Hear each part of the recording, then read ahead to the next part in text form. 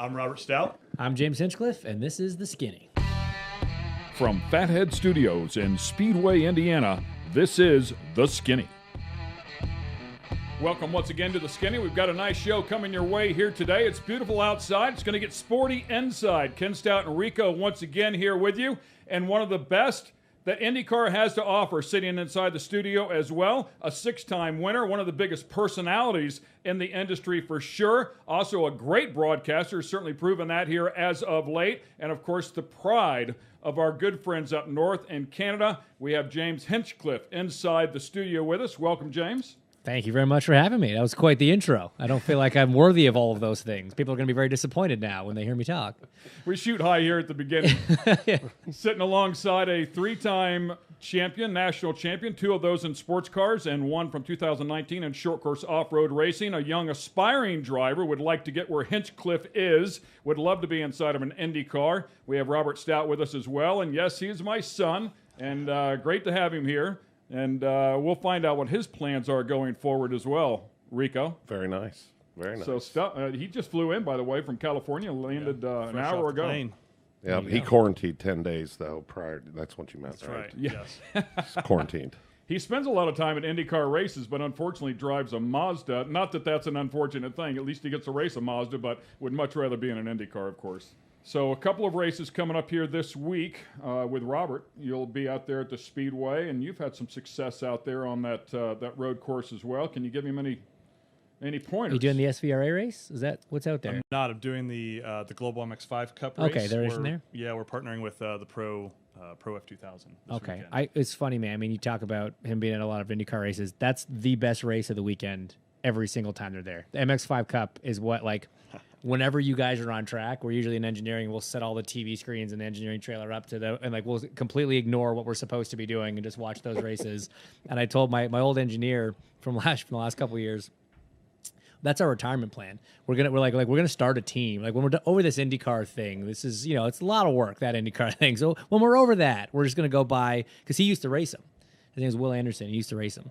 And so, we're going to go buy 2 of these things, and we're just going to go cruise around and do MX5 Cup and laugh at all the guys that are still in IndyCar working their tails off. We actually heard that. I think we were in Canada, a matter of fact, and we heard that all the Penske drivers were gathered around the monitors watching all the Every races driver. going Up in on. Toronto, yeah. Yeah, Toronto. Every driver. It's the best race. It's the best race.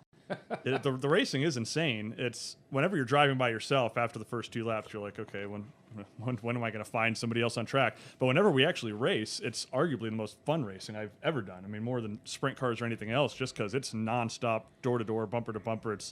You're basically goofing off with your friends for 45 minutes. So yeah, it's a blast. He had a good run at Road America, a tough start, and didn't do anything wrong. It's just the way it sorted out. But he ended up 8 seconds behind the lead pack of 7 cars.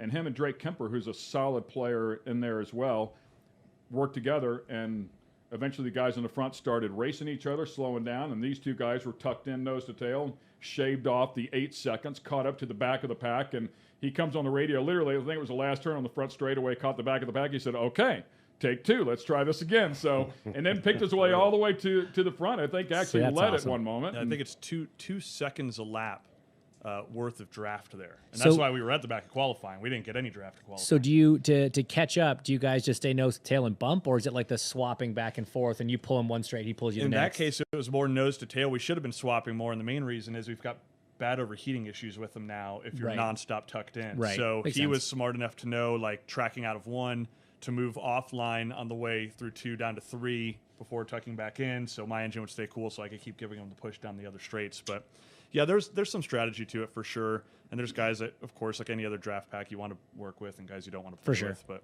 it's a fun series for sure.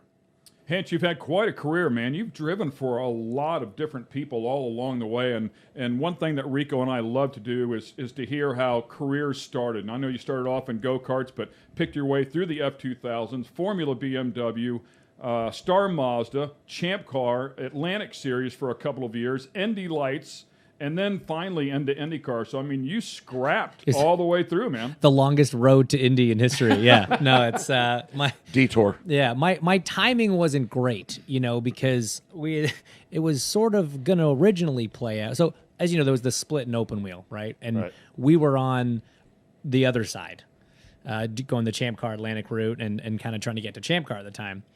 And then it was sort of mapped out perfectly that like I would probably make my Champ Car debut in like 2008. Well, I don't know if you guys remember 2008 very well, but it wasn't a super strong year for the racing world, because when the entire global economy collapses, the first thing to disappear are frivolous expenditures like motorsports programs from companies' marketing budgets. So that sort of derailed things a little bit. It did lead to the merge in open wheel racing, so at least we were now all playing in one sandbox, but I kind of had to take a half step back, and the years that I spent in Atlantic were sort of, I don't want to say wasted, because I learned a lot and grew as a driver, but it sort of stunted my progress, so we had to go do 2 years in Indy Lights after that, and then eventually got our shot in the big show. But yeah, it was a scrap. That's a good way to put it, because year in and year out, you know what it's like. You're out there trying to figure out how to get the money to go racing. One of the big things my dad and I did was spent a lot of time figuring out where the best competition was. Because now we have the actual road to Indy, and it's a very clear cut, ladder, which classes you go to in what order. That didn't exist when I was coming up, and so you had to really think about where you wanted to race, and not just waste the seasons of sponsorship going in a series that, yeah, you might win it hands down, but if you're not racing against anybody, you're not getting better as a driver. So I was like, I would rather finish third in a really tough championship than win a really easy one, because that's going to make me better down the road. So it was a lot of long winters, begging, borrowing, stealing, whatever you had to do to get there. But we had a really good year in Indy Lights in 2010 and caught the attention of Newman Haas, and they gave me a test, and kind of the rest is history, so to speak. I find that a bit curious that you say you felt that was the best path. Well, yeah, so now it's different because the road to Indy rewards success, right? You win the championship, you get the scholarship to move up to the next level. Very clear cut. And it's the only system on earth that exists like that, and it's amazing. But back in the day, that wasn't the case. And so when you say, oh, if you're winning all these races, people are going to notice you. It's like, yeah, cool. They'll read your name on racer.com, but you think that's going to make Chip Ganassi hire you at 16 years old? Or you think that's going to make company XYZ come and just give you a bunch of... No, nobody cares. In the junior categories, nobody cares. There's no money to be made there for sponsors. There's no return on investment.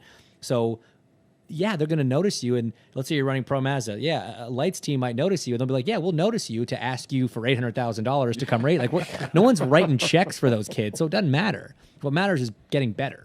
And so, yeah, for me, it was always about being in the best competition. And like a great example is, one year we made the decision we were either going to stay in Formula BMW for another year. We'd finished second in the championship, won Rookie of the Year. We're like, do we stay another year and try and get the title? And BMW had actually offered us a bit of money to stay and whatever. And then we looked at who was going to be in what was then the Star Mazda Championship. And we're like, no, I think this is where we got to go. That year in Star Mazda, the top of the top 5 in the championship, 4 of them became IndyCar drivers. That's where the competition was. Wow. And so that's where we went. And, you compete against those guys and you do well against those guys, and it sets you up better for down the road. Well, even when you were in Indy Lights, because when I won the World Challenge Championship was 2010, when you were still in Indy Lights, because you didn't get the championship that year, did you? No, but I you was came second. really close. Yeah. Yeah, I do remember you being teetering on it going into the final few events. Yep. But that was a perfect example, I think, that you were continuously running up at the front, and even without winning the championship, were still able to put yourself in a position to get noticed by the IndyCar team. And honestly, a lot of credit needs to go to IndyCar and the Indy Lights Championship for that, because it really does prepare drivers in a great way. And we've seen that, that was 2010, 11, right? That was 10 years ago now. God, I feel old.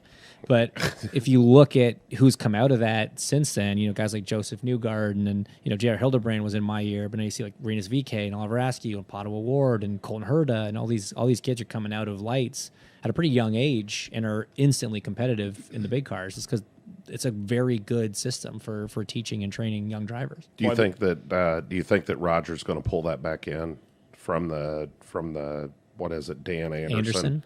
Probably not. No, I think Anderson does a great job. They're kind of in charge of all those series now, and Dan's really helped grow that program. I think when they lost the support from Mazda, that hurt a little bit, and it would be great to get another partner on board that can kind of help out with it. But even when Mazda pulled out, yes, I realize I say that like a Canadian, but even when Mazda pulled out... None of us were thinking that at all.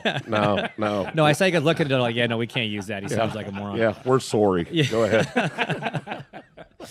Again, I give IndyCar a lot of credit. They kept that scholarship program going even without that support from ASDA, and that is really important because I've sat down with a lot of young drivers and their families over the years who are racing over in Europe. They're doing F3 and F4 and World Series and maybe GP2 or F2, whatever now.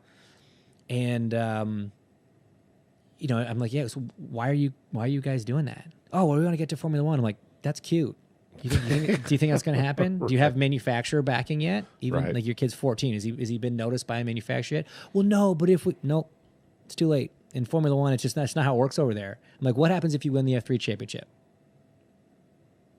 You're allowed to pay $3 million to go do the F2 championship. Like if you win Indy Pro, you get to go Indy Lights. You win Indy Lights, you get to go to IndyCar. Like there's actually a reward over here for success. Right. And we've helped get a lot of European kids come over here and do that. So we had both the Swedes on with Marcus Ericsson and Felix.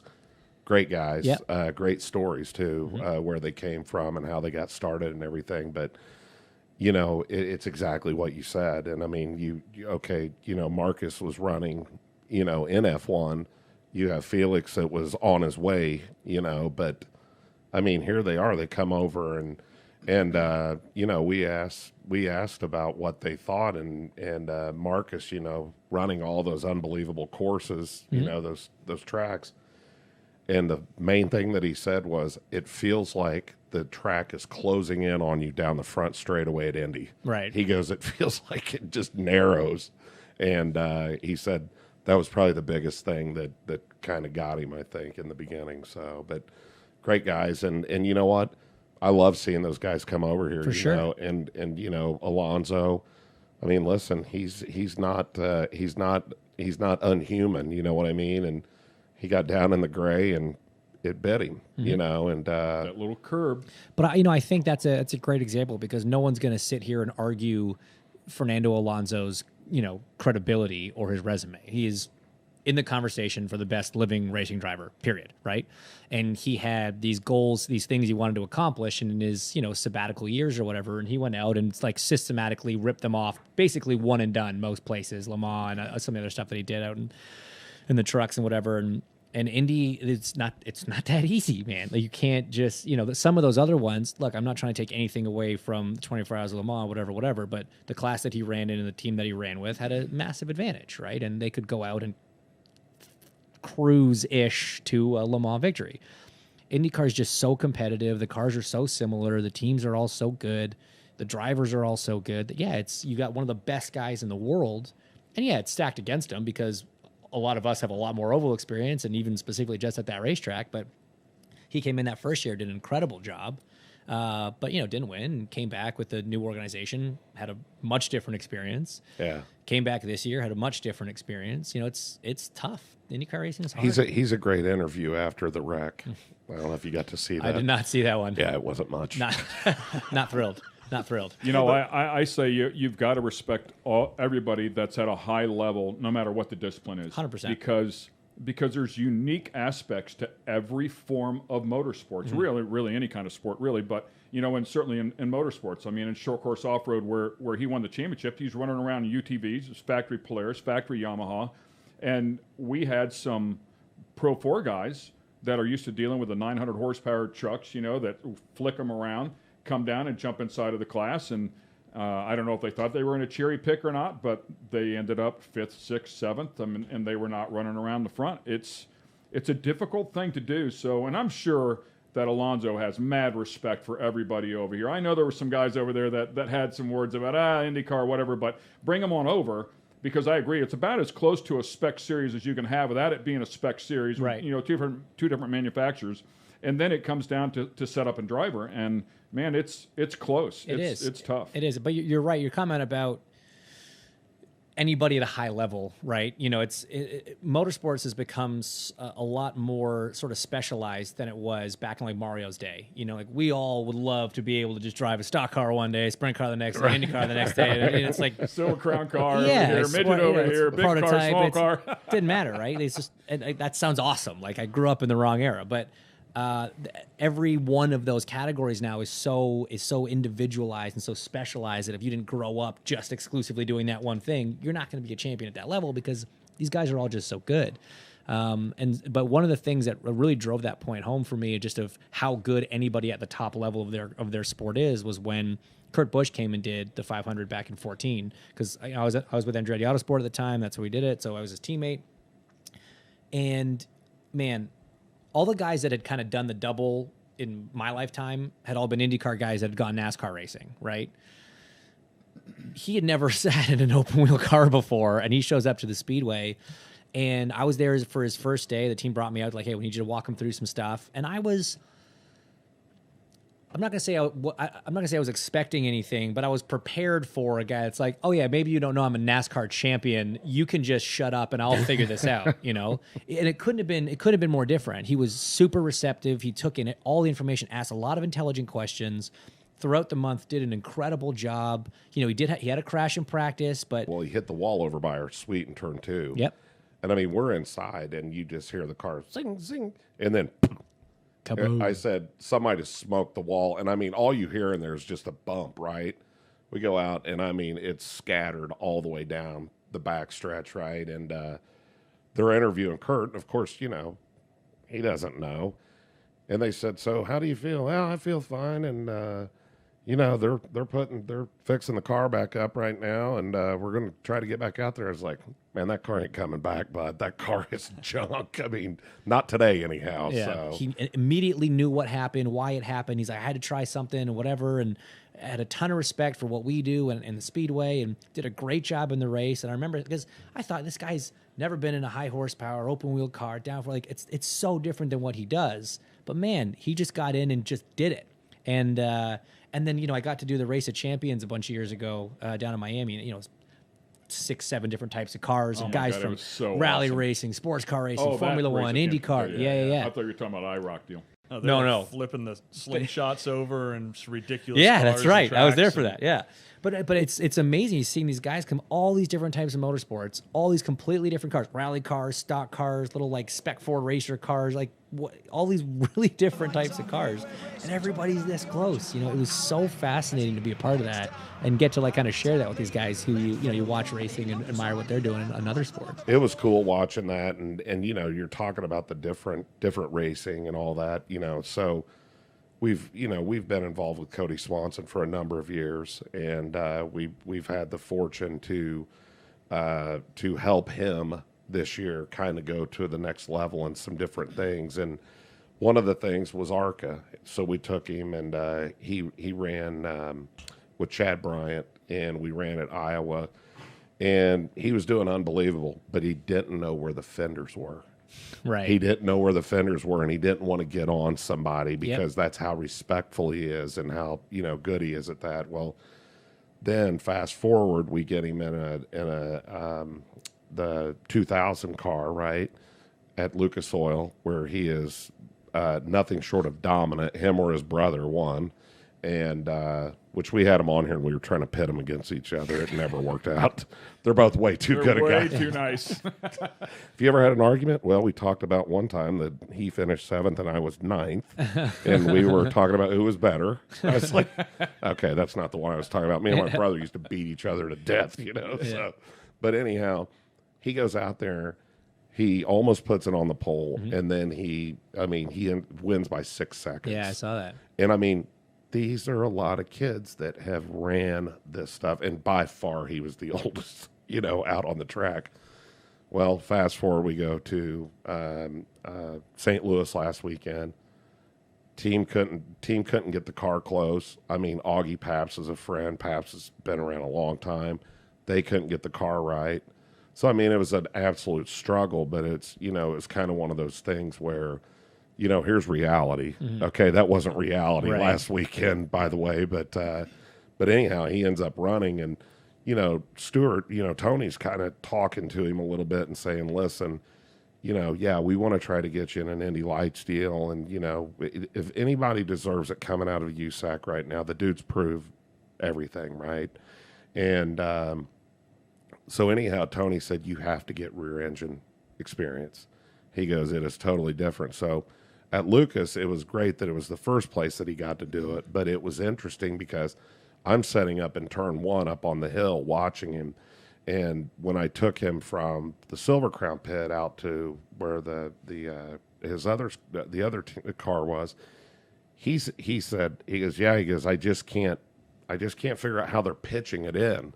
They're pitching it in, and the downforce on the car is way different than keeping the sprint car, whatever, square through the turn. Well, anyhow, after the leader started driving away and Junkos' car kept getting next to him, he figured out how to pitch it in pretty quick, and he made up a lot of headway. But it was interesting getting to watch that and watching the crossover, and it was interesting watching him in the the ARCA car, and he said, I think if I just had a little more experience with fenders, I could maybe understand this a little better. And I'm like, yeah, no kidding. Okay, but it's interesting, Stewart did the double, and Kurt doing the double. I mean, it's like you said, the old days, man. I mean, AJ Foyt, he'd go run the Daytona 500, he'd run the Indy 500, and it's like, so, it's interesting how things have changed like that, and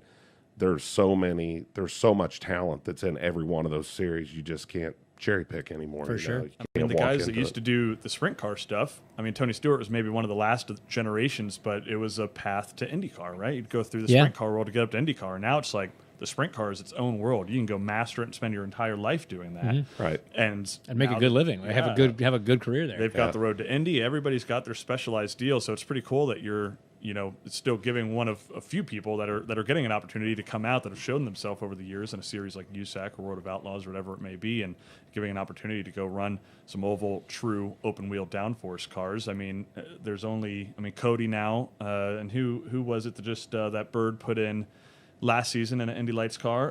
Wyndham. Oh, Wyndham got an opportunity in the Indy Lights. He had a season. Bad year last year around that time. Yeah, that's where he. Oh yeah, man, he crashed every night here and every race. 4 cars. You remember 4 that? nights. Did you hear that? No. Oh yeah, so the Indy Lights too. The Indy Lights race. Some kid just ran up in front of him and he ramps him, and I mean he. I did see that one. I remember that one. He went over the cage of the kid. It scared me to death. It was in 2 as well. And then that night, he's at the Hoosier 100. Yep. And going down the front straightaway, loses the right rear and barrel rolls a Silver Crown car, of all things. And then he wrecks out at Lucas, and he wrecks at the night before the 500 at... Yeah, it was a. I mean, it was like I can't remember the days, but it was 4 nights that he had some.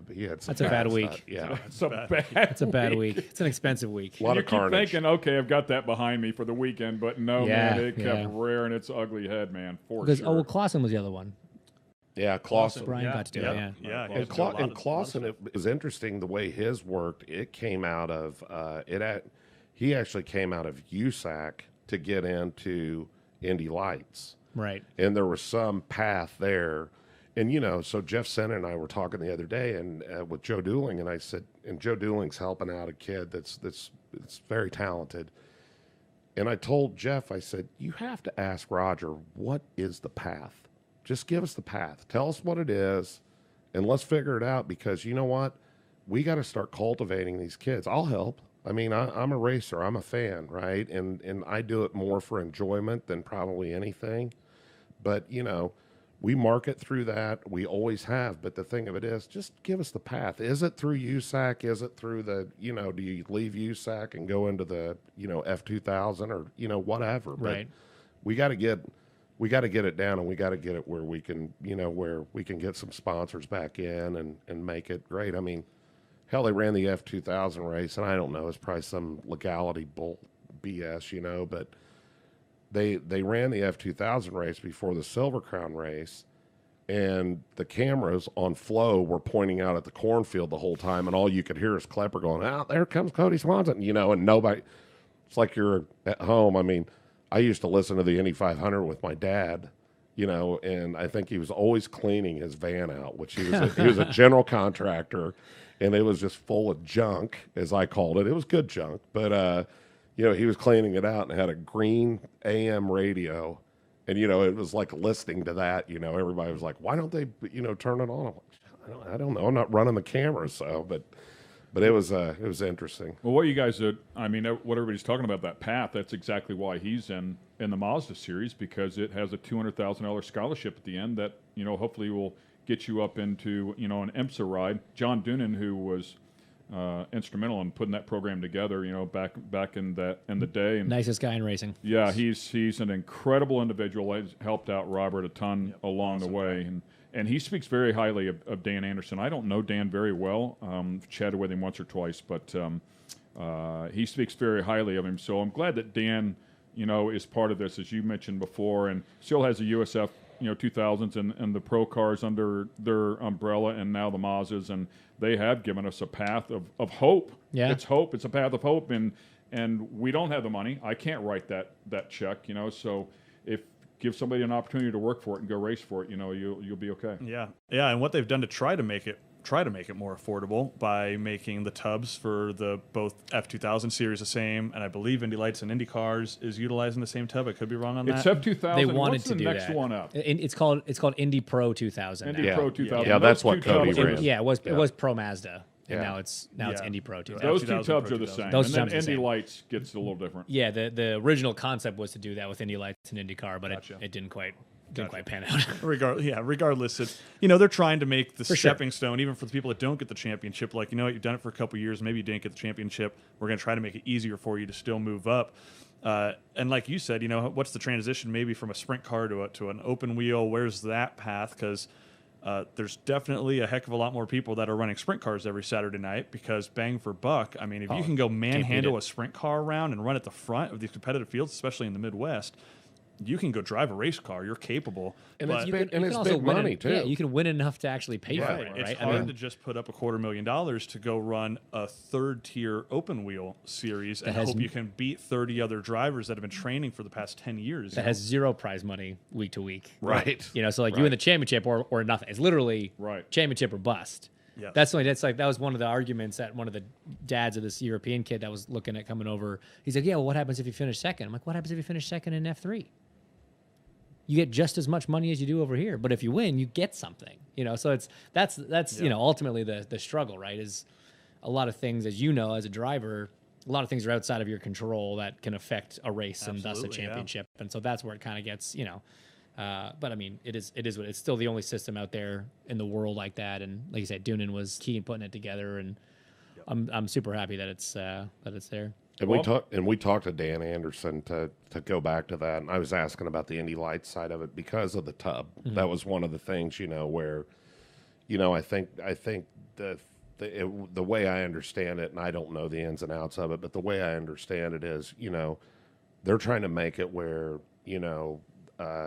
these IndyCar teams have farm teams. Right. You know what I mean? That are running Indy Lights, and the great thing about that is they've got a marketing department, or most of them do. You know what I mean? They've got PR people, so it's just one less thing off of these guys that can. And that's what Andretti Autosport's done really well. They've got a very good lights program, and they can do some really cool integrations with the big cars, and not just lights. I mean, their racing program is so diverse. Yeah, I mean, I think they have incredible. Some Indy Pro 2000s right now. I don't think they're an F2000 at the moment, but they certainly have been in the rally past. Cars and rally cars. They've got there's 2 McLarens sitting in the shop.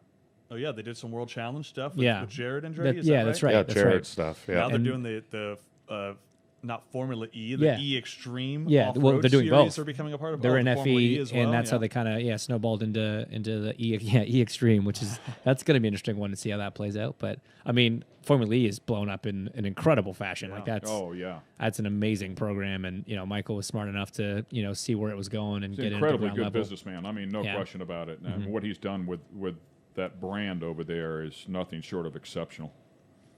Hey man, let's talk about that Indy Lights season here for just a moment, because this from what I understand is very important to you. 3 wins, 5 podiums. You finished second behind Vernay that year. By the way, that car that Vernay drove, he drives. I own. That's what we did run at SVRA at the Speedway a couple years ago. Yeah, that's way. The previous generation. Yeah, so car. That's a 2009 Sam Schmidt owned 2010 championship winning car that that we own, and we bought it because I couldn't afford to put him in a car for a test session because of crash damage. So we bought a car, right, and went to Cheaper than a Barber. test. Right. Yeah, it was cheaper than a test, and we went to Barber, and he ran 6 or 7 sessions at Barber. The IndyCar was kind enough to let us piggyback with an Indy Lights test session, so it was kind of fun. And then he did win an SVRA race out there at the Speedway with it. Oh, that's awesome. The car's so raw. Yeah. You know, it's still, you just manhandle big it V8 around, like that. Yeah, it was that awesome. thing was cool. That was a fun car. He was driving, when we went to Barber, he was driving a wing sprint car for Davey at the time. Okay, yeah. I mean, a 900, it dynoed at 887 horsepower, and he was slinging that thing around. And we went to Barber, and he went through the compression at Barber in the back, and he came back, he said, I've never felt downforce like that in my life. Yeah. And he literally just could not turn the Yeah, wheel. it was like if I missed my turn in and whatever it is, 12, 13. 12, 13, yeah. It was like if I miss my turn in into the right hand or up the hill, like I'm done. I'm not Yeah. making it because once I turn to the right and it hits that compression, like your hands are just locked. Yeah. You know, That's so bizarre. That 12, 13 is the coolest corner complex Awesome. that we do all It's year. arguably my It's- favorite track in the country. It's awesome. And It's was on par with Gabby by the end of with the last time that car was there. Gabby had driven the car, and we were within a couple tenths. So it was cool. I mean, it was pretty amazing. So a little side note there about your 2010 season. Funny. But what I had Carl pull up was you receiving the Greg Moore Legacy Award, and I know Greg Moore you credit to a lot of your racing success. Yeah, no doubt. I mean, he was my hero growing up. You know, Greg, he got into, so I mean, Canadian makes it easy. He was replacing my favorite driver, so Jacques Villeneuve, Canadian, who I was cheering for. You know, won the championship, won the 500, going over to F1. Greg steps into that car, makes it really easy to kind of just start following him. And then the more you race, the more you get to know him. He was just like the nicest guy, and he was bad fast behind the wheel of an Indy car. And, you know, I started racing go-karts the year that Greg started racing IndyCar. So it was kind of like, oh, you know, I just started, he just started there. He's the new kid on the block there. I'm the new kid on the block, you know, everywhere. And it was just easy. And he was just such an easy guy to look up to. And I got the chance to meet him in 99 at the race in Toronto. And then obviously he passed a few months after that. And so I was, you know, incredibly fortunate to get that opportunity to spend a couple minutes with him. And, you know, I've subsequently got to know a bunch of his family pretty well. And, you know, he was really good friends with Dario Franchitti and Tony Kanaan and Max Pappas, all guys that are around, you know, the races now. And I used to love, you know, especially when I first got to IndyCar, I remember we raced in Brazil and it got rained out on Sunday. So we raced like at 10 o'clock Monday morning and we all had flights out at 5 p.m. And so what does everybody do? We go to the hotel lobby bar and burn, you know, 7 hours. And it was like, it was Pappas, it was Kanaan, it was Franchitti, it was Jimmy Vassar, like all these guys. And we just sat there and I just listened for like 4 hours to these guys just tell stories about Greg and like what it was like back in the day. And it was just the coolest thing to get to race against guys like that. And, you know, it sucks I never got the chance to run against him and kind of get to know him like I did those guys, because it would have been cool. But that was a very special moment for sure. So tell me the significance. 2012, you finally you're driving for Andretti now. You qualify second at the 500. You finish sixth, and you've got a pair of his gloves with you. Yeah, that was really cool. So, you know, back then it's kind of a similar qualifying format to now. You would do Saturday qualifying, and that would kind of set the Fast 9, and then, you know, you'd go for pole the following day. And when we went out for our run on Saturday, I had a pair of Greg's gloves because Greg never got to run the 500. You know, he was on the kart side of the split, and, you know, so he never got the chance to do it. And he was so good on ovals, and he had just signed a Penske deal, you know, like Elio's car that the next 2 years won the 500. You know, that was his car.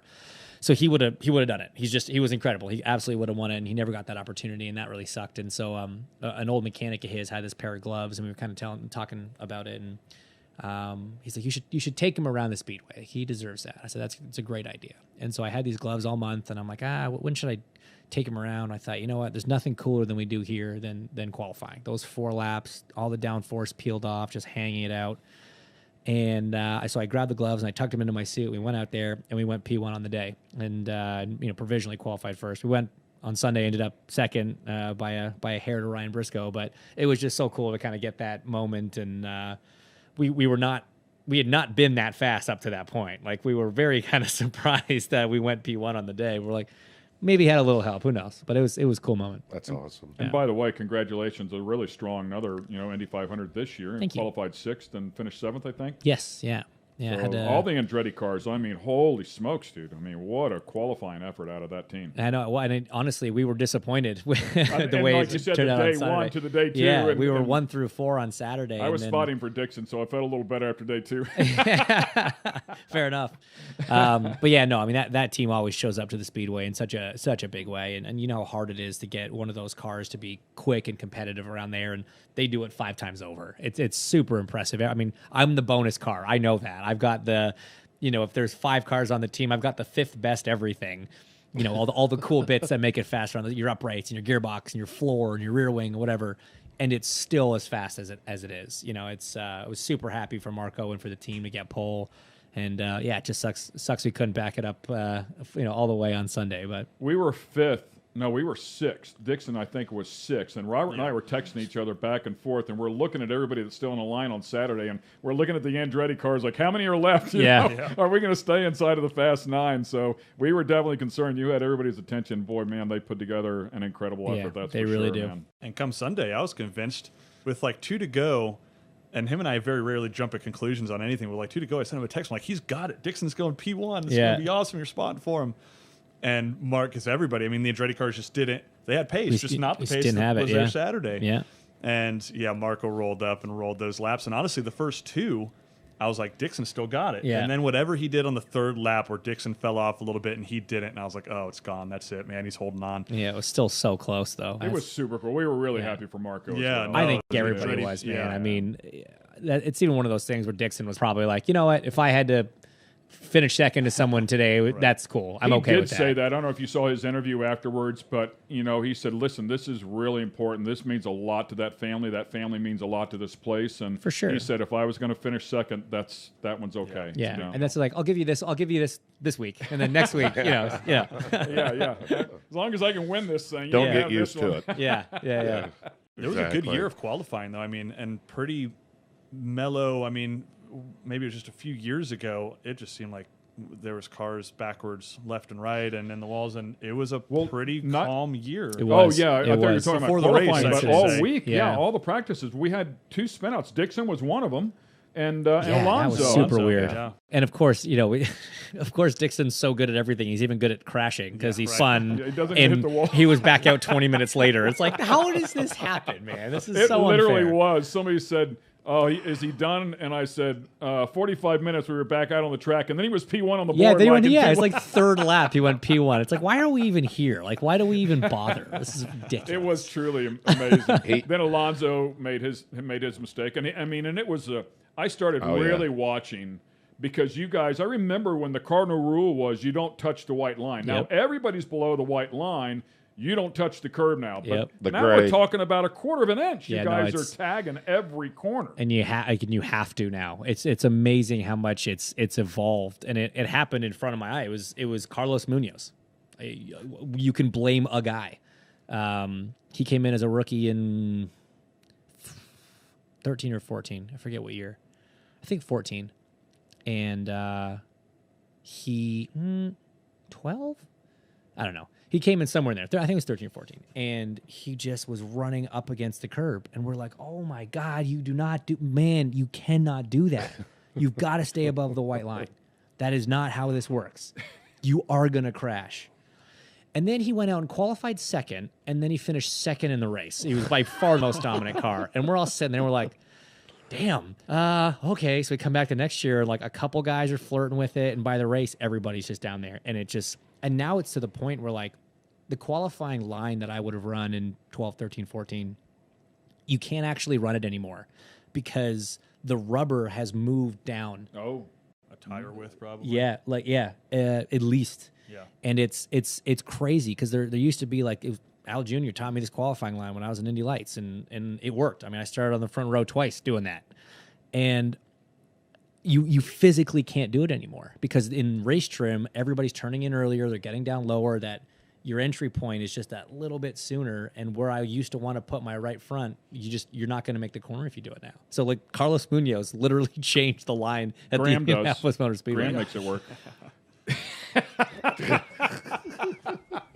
Yeah. What is the deal? I stand in turn 3 and I'm spotting, and I watch him go through 3 every time, and every time I'm like, he's not going to make it. He's not going to make it. And he runs this line that is completely different than everybody else. He's always done it. It's like if He's at always any done it. point during the TV broadcast they're thinking like, oh man, it's mellowing out a little bit. Maybe we're losing some attention from people at home. It's like, let's go on board with Graham. Whoa, right up to the wall, and he holds on to it every lap somehow. And he was fast. I mean, he was Yeah, they had a third, great and year. I mean, had a hot rod at the end of the race. Yeah, So, they did a great job this year. But it's funny. He's always been like, you could paint all the cars white and all the helmets white. 33 cars out there. I guarantee you I could pick at least one guy, and it would be him. Right. It is amazing. I'll tell you, man, he gets my attention every single year. It just scares me to death. God bless him. Hey, I'm going to let Robert tell a quick story here. So he had never been in off-road racing. 2018, jumps in a UTV. We picked up a sponsor. We got really fortunate. And goes out, earns Rookie of the Year. 2019 comes back in and grabs his first win, doing really good. We get to the final race of the year, leading the points. We've got 11-point lead. We've got factory Yamaha in second place, factory Polaris in third place. Pressure's on. They change up the schedule, two practice sessions, and then the third session is a qualifying session, when typically the first day is just all practice. Qualify the next day and then race. So we get the first practice and a half session in, and I'll let you pick it up from there. Yeah. I love stories that start with that. Yeah. Yeah. So the biggest thing you'll hear in the UTV category whenever people are out there watching somebody drive is making sure you don't get it on the bike, right? So all those, they look like they want to flip over sitting still. Right. And they're a lot better in race package, if you will, of course, but it's still the biggest and most common thing that you see happen whenever we're out there is in the UTVs. Everybody flicks into the turn, and the big Pro 4, Pro 2 trucks rut the track up. I mean, Right. big ruts. So we get in there, and it doesn't take much to get the thing up on 2 wheels and hope you can hold on to it. In all 2 years, I'd put it on the bike, but I'd never, what I felt like, never come close to getting the thing rolled over, which was a pretty regular and common occurrence in that class. And I think the first practice we put, I don't know, 8/10, a second on the whole field or something, and I was just on it. It's the track I had the most experience. The car was dialed in all year. We had gone P1, 7 out of 8 qualifying sessions or something. We were just qualifying machines with that car. So practice 2, final practice, like an hour before qualifying, I do 1 lap. I put a second on the field, and then lap 2, I flicked it into what I thought was good, and it was not good because it, whatever, up and over a few times. And it was a horrible feeling. I don't know how people continue to roll away from these. I mean, there's guys that are in their older years running Pro 4 trucks out there that barrel roll what seems like every weekend, and they just land on 4 and keep digging. going, I'm keep like, oh rolling. my God, you guys are animals. So yeah, that one hurt me a little bit. Definitely hurt my confidence. And on top of that, then I left the team with, we qualify for points as well. You get 5 points for pole and 4, 3, 2, 1. So I mean, if I don't qualify in the top 5, the championship lead's basically gone before the race even starts. Right. So now I leave the team with a mangled up car that they have to repair in about an hour and a half. I literally rolled up to pre-grid to roll out for qualifying 15 seconds before they sent us out on course. And we qualify in points order, so I got to roll out first. Barely made it. The steering wheel's all cocked sideways. The car's still a mess. The whole frame had been twisted. And we still were able to go P1, not by a second anymore, which I was upset about, but I think we put like 2 tenths and we were able to put it on pole or something. But I was running a lane high everywhere out of the ruts. Like I didn't know what I should be doing. I was like, I just cannot screw this up. That's all I was thinking, just don't screw up. Just qualify this thing so we can go race tomorrow. And you think about this all the time, and I'm going somewhere with this for you, that drivers have to get back out there, and you've got to get right back out on that edge again and make it happen. And I've often thought, man, how in the world do you get yourself back in that mindset, knowing that monster just bit you, and it bit you pretty hard. And of course, if we go back to Indianapolis in 2015, you got bit pretty damn hard, and then to come back in 16 and put that thing on pole, man, I got goosebumps talking about it. It was just one of those phenomenal moments in time, for all time in motorsports, and an accomplishment just to come back after the crash like you did, but then to have the balls and the mental capacity to push that car on the edge like you did again, to qualify number one, and you said it, the most hair-raising 4 laps you guys run all year long is right there. Man, hats off to you forever for quite an accomplishment. Yeah. Well, I don't know if I think it just shows how stupid we are as people to survive something like that and be like, let's go do it again. But no, it was interesting because a lot of people had that question, right? Like, how'd you do it? How'd you get over it? Like, were you afraid to get back in the car, and especially at that track? And when I woke up from what's on the screen behind you there. Yeah, and maybe you can take us through it. Well, I mean, it's pretty self-explanatory. Going well, not going so well, going really bad. And when I hit the wall there, so part of the suspension failed. You can see the right front pops up, and the car just goes straight in the wall at about 225. Part of the suspension actually punctured the tub and went straight through me. So I was shish kebabbed, quite literally. I was stuck in the car, stabbed by a metal rod that had gotten the whole way through my body. And that's bad enough on a good day, but when it went through, you can see it pop up there. Wow. What happened was it hit my femoral artery in my left leg, and I was bleeding to death. And they nearly lost me. I lost double the amount of blood my body holds because they kept pumping it in, and I just kept pumping it out. Oh, wow. And so that took me out for the rest of the season. I had a bunch of injuries I had to come back from, but I was very fortunate in the sense that I didn't have any memory of the accident itself. It was pretty bad concussion, so I was awake, but I don't remember that, thankfully. And so when I kind of came to in hospital and slowly started to understand what had happened and appreciate the magnitude of the situation or whatever, I made a really conscious decision to not associate any of the pain or the injuries or the rehab or any of the unpleasant stuff with a car, with the track, with anything. The way I thought about it in my head was, I got hurt. Doesn't matter how. I got hurt. And now I just have to get better. And that allowed me to not be afraid to get back into a car, because in my head, it wasn't the car that hurt me. I just got hurt. And we went back to the speedway, and everybody, and by that point, I'd been back in the car. The new season had already started. We're a couple races in. I'd already raced on an oval. I'd actually already had a practice crash on an oval. So I'd literally done everything you could do back in a car, good and bad. And I was just approaching May like any other May. I was so far removed from that accident. But you show up there, and of course, that's what the story people want to tell, right?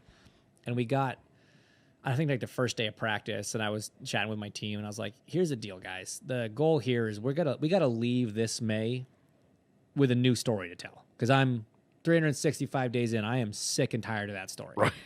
So let's do something. And we did. We went out, and on the GP, we actually finished on the podium, which was awesome. Led a bunch of laps there, and then managed to put the thing on pole. Like you say, the scariest 4 laps of the year. And the team did an incredible job, and Honda did an incredible job. And it was a little bit of a surprise that we had that much pace when it got to Saturday. We were P1 qualifier Saturday, and so we went out last in the Fast 9, and Joseph had put up some crazy times. We're like, okay, so we'll be first 2 rows, And went out, and my first lap was nowhere near as quick as his, but my second lap was quicker than my first lap, and that's not how it goes at Indy. Right. And the third lap was only 0.2 slower than that. And so I was doing that math in my head. I knew what Joseph's average was. Really? And I'm doing the math in my head while trying to, hang on to this thing and save my life. Calculator? I mean, were you? No, I have a travel abacus. I put a small abacus, little handheld deal in my car to do fuel calculations. I pulled my cell phone out. I'm like, hey. And so I crossed the line for the last lap. I knew roughly what I needed, but it comes down to thousandths of a mile an hour there, right? And so I had the first decimal place sorted, and I was like, oh man, that's close.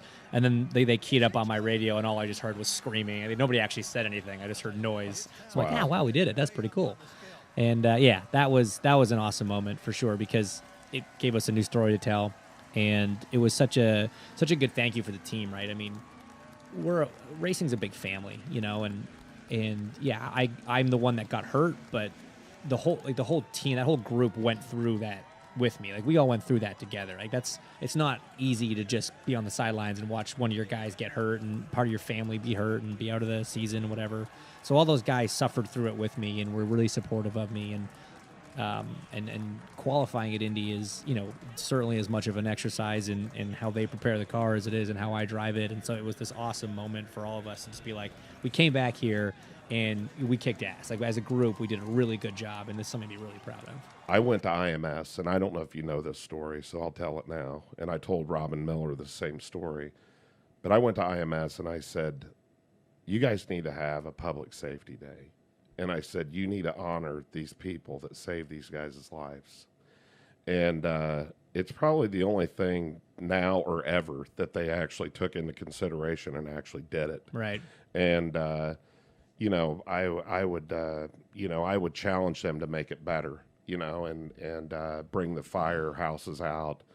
What's firemen like to do? Well, hell, they do a chili cook-off, so you have them out. You have the burn house, where the kids go through it and understand what all that is. And so that was but it was really about honoring these guys that have saved so many people on that track, and they saved your life that day. And no doubt. And to see you come back was magical. I mean, there wasn't one person in that place that was upset that was you on the pole. So it was pretty cool. I appreciate it.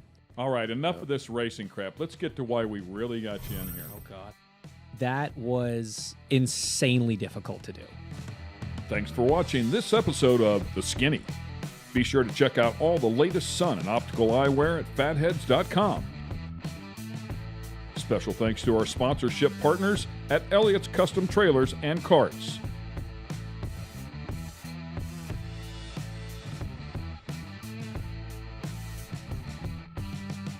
This has been a production of Fathead Studios. Please remember to subscribe.